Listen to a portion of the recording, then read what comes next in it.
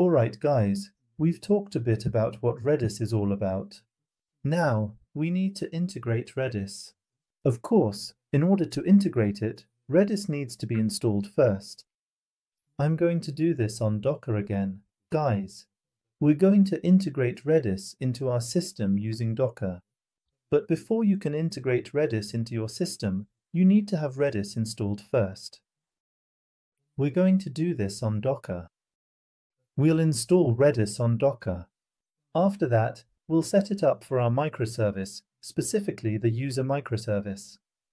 We'll integrate Redis as a cache into our user microservice. Guys, as I mentioned, Redis can be used in many different ways. You can back up a database or use it for caching.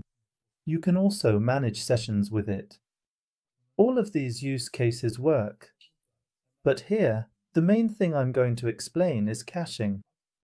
Once you learn that, you can apply it to any kind of setup. We'll be covering the logic and how to use it anyway. So, what are we going to do here? First, to install Redis, it's enough to run this command. This will spin up a Redis instance for you on Docker. Now, here it is. Guys, our Redis is up and running. 6379 is its default port. It operates on this port. But you'll also want to monitor Redis. In other words, you'll want to see what's happening inside Redis, whether there are any records, what's been saved, and so on. For this, Redis has a graphical user interface.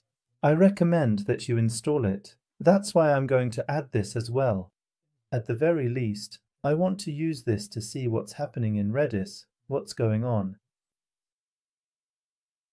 Yes, now that this is installed, look, it has appeared here. I'm just going to click on it like this.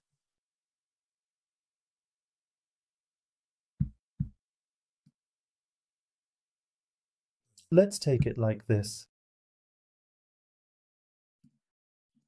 Alright, let's hit confirm. Now it's here, guys.